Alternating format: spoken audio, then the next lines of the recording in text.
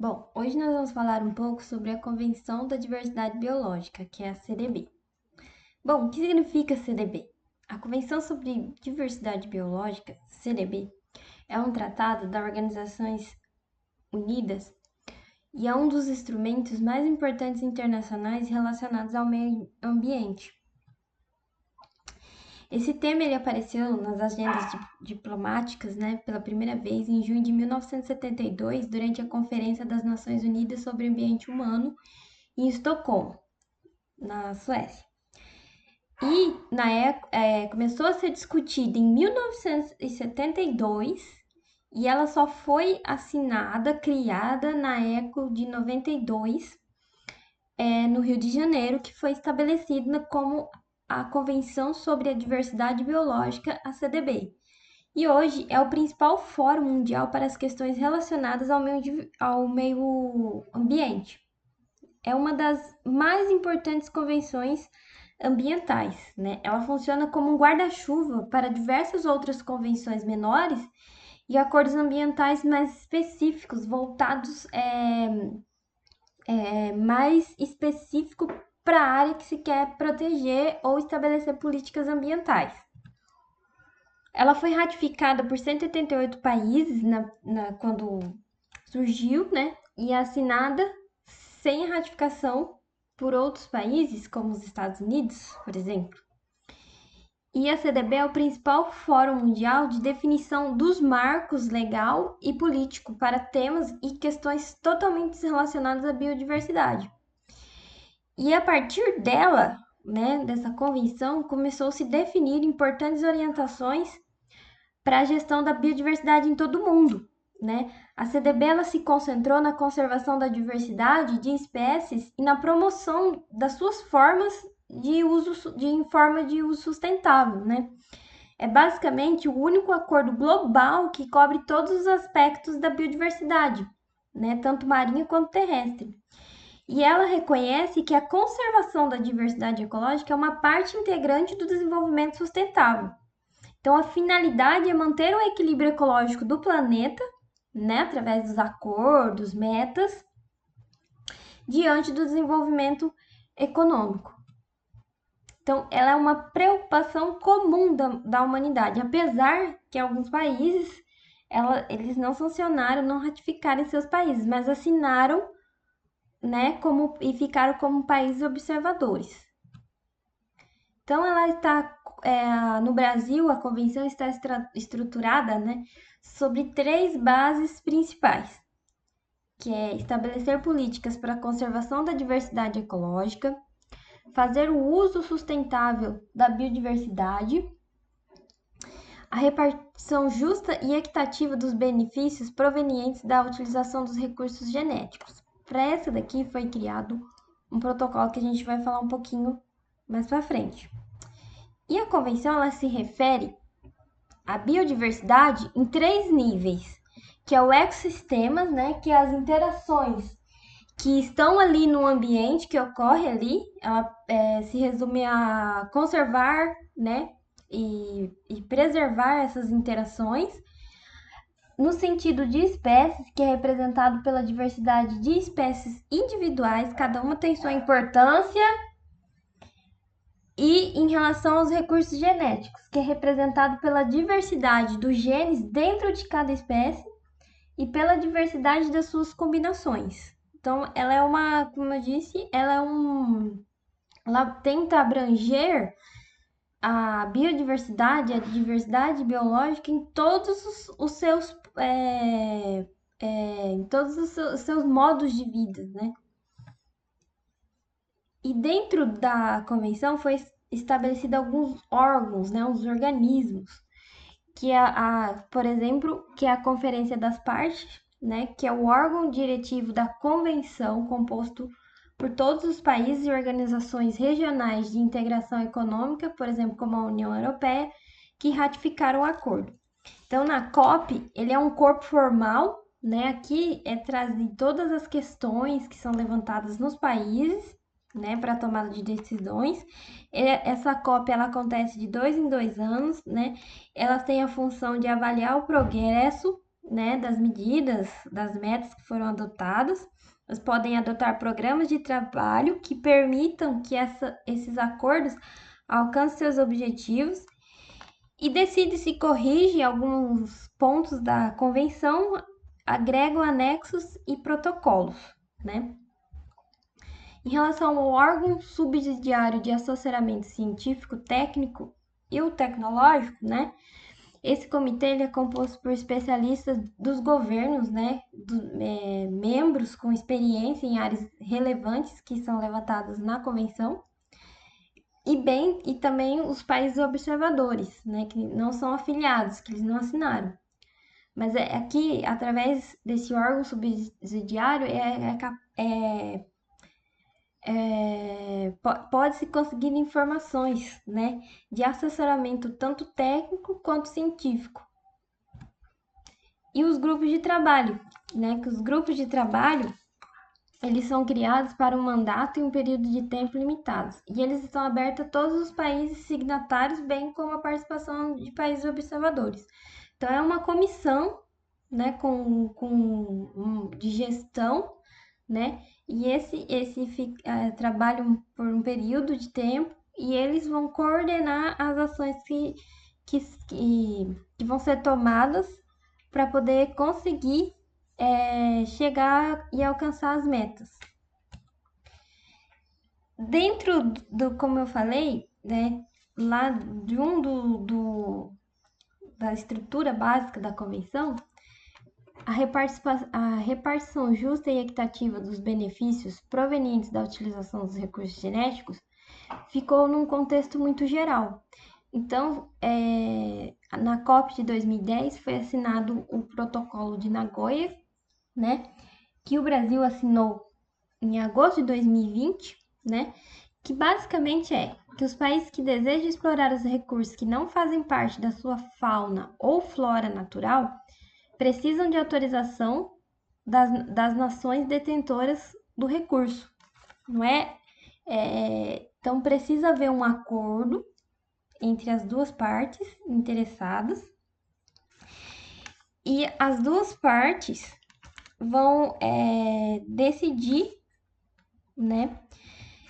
Se, por exemplo, se o estudo da fauna e flora alheia, né, resultar em novos produtos, como fármacos ou cosméticos, né, os lucros eles deverão ser repartidos entre quem desenvolveu a tecnologia e com o país de origem do recurso conforme um contrato. Então, tem que haver um contrato estabelecido, né, com o estabelecimento das regras que vão ser necessárias. Se caso, né, na utilização desses recursos genéticos que são utilizados pelas comunidades locais, essas comunidades locais também elas vão receber os royalties pela exploração comercial. Então, é um protocolo que já tinha na COP de 2010, foi apresentado, foi assinado, mas alguns países, como o Brasil, né, ratificou em agosto agora de 2010. E daí nós temos também o protocolo de Cartagena, que é o primeiro acordo, né, que foi firmado no âmbito da Convenção sobre a Diversidade Biológica, no caso envolvendo a biotecnologia. Qual que é a função? É assegurar o nível adequado de proteção no campo de transferência, manipulação e do uso seguro dos organismos vivos modificados, né, que foram resultantes da biotecnologia moderna, que possam ter efeitos adversos na conservação e no uso sustentável da diversidade biológica, levando em conta os riscos para a saúde humana decorrentes do movimento transfronteiriço. No caso, por exemplo, para ficar mais claro, através de um princípio de precaução, os países, né, eles podem proibir a importação de organismos geneticamente modificados se acharem que não tem provas suficientes, né, do ponto científico de que o produto é seguro, que aquele produto, que aquele organismo não vai afetar a diversidade biológica, né? E podem, através desse protocolo de Cartagena, os países eles podem exigir que os exportadores rotulem as remessas que contêm os organismos geneticamente modificados, que é exatamente para evitar, é uma forma também de evitar a biopirataria. E também nós temos um dos pontos principais assim, da convenção que foi estabelecido em 2011, as metas de Aichi, né, que foi estabelecida em 2011 até 2020, que é um plano estratégico para a biodiversidade. Com a elaboração de um conjunto de 20 proposições, né, que foram denominadas como metas de Aichi. Então, todas as metas de Aichi são voltadas à redução da perda da biodiversidade no âmbito global, nacional e regional. É um plano bem ambicioso. Então, ele foi firmado em cima de 5 grandes objetivos estratégicos. Primeiro é tratar das causas fundamentais da perda de biodiversidade através da conscientização tanto da comunidade local quanto dos governos. Reduzir as pressões diretas sobre a biodiversidade e promover o uso sustentável, né? Por exemplo, aqui é a emissão de gás carbônico. Melhorar a situação da biodiversidade através da salvaguarda de ecossistemas, espécies e diversidade genética. Então, ele fala a respeito de adotar medidas, né, que melhorem as interações ecológicas ali, que mantém aquela biodiversidade. Aumentar os benefícios de biodiversidade e serviços ecossistêmicos para todos, né? No caso aqui, está mais relacionado, por exemplo, a questão que vem sendo debatida, né, muito no Brasil, é a respeito dos pagamentos dos serviços ecossistêmicos, né? Valorar esses serviços e, através da valoração desses serviços, possa-se aumentar os benefícios para a biodiversidade. Aumentar a implantação por meio do planejamento participativo da gestão de conhecimento e capacitação. Então, é uma forma de união tanto da parte científica, técnica e tecnológica. Então, as metas de Aichi foram baseadas aqui em vários elementos, né? Por exemplo, a partir da base lógica que relaciona a biodiversidade ao bem-estar humano, aos objetivos do milênio e à redução da pobreza. Isso que é a base lógica, né? Tentar trazer essas metas para dentro da realidade de cada país que assumiu o compromisso. A visão vai além de 2020, definindo a situação desejada para 2050. São metas, como eu disse, bem ambiciosas,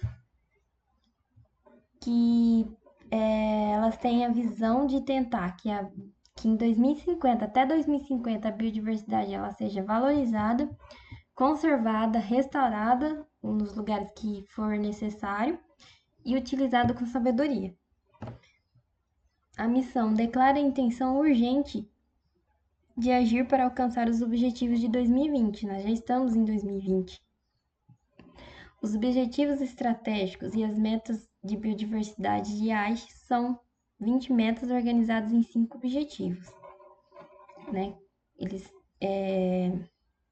dividiram em 5 os objetivos e cada objetivo tem 20 metas.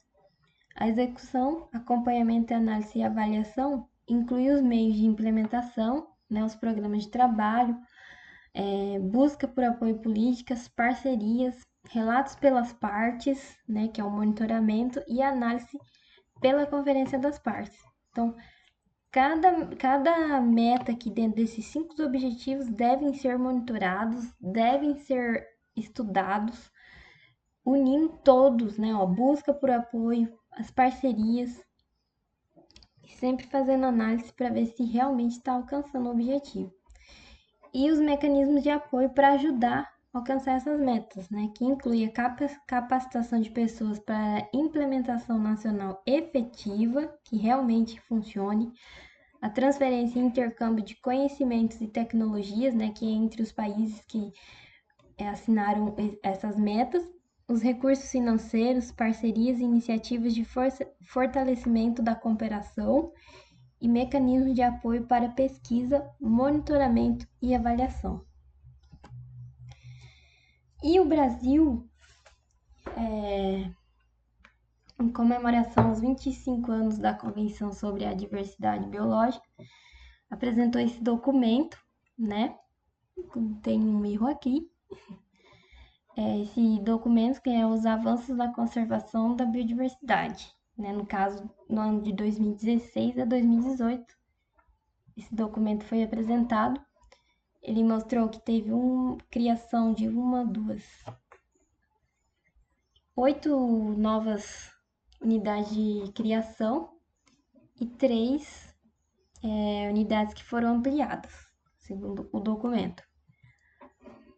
Em relação à conservação marinha, né, ele apresentou que era uma área de 1,5%, aumentou para 26,5%, né, entre áreas de uso sustentável, né, aqui, e áreas de proteção integral.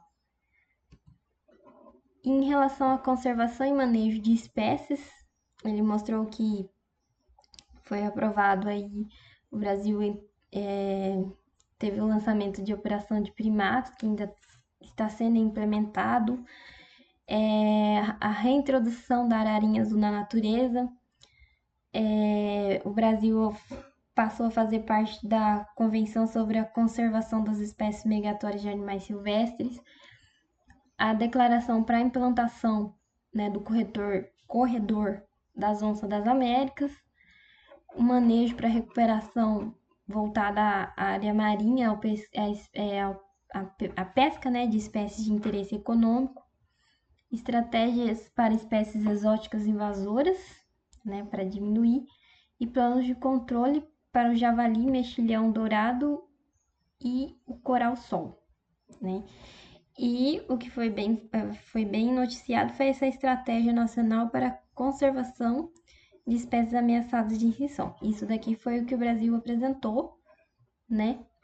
Que foi, segundo esse documento, foi os avanços do Brasil nesse tempo aí de 2016 a 2018. Porém, em contrapartida, no dia 16 de 10 de 2020, um meio de informação divulgou que o Brasil não assinou o compromisso global para reverter a perda da biodiversidade, né? O acordo foi assinado por 77 países, inclusive a União Europeia, e os Estados Unidos, Austrália, China, Rússia e a Índia, eles se recusaram a participar da ação, né? Segundo aí, o que foi dito foi por conta que não está atendendo, que são metas muito ambiciosas e que o Brasil não teria condições de assinar. Então, fica, né, essa reportagem.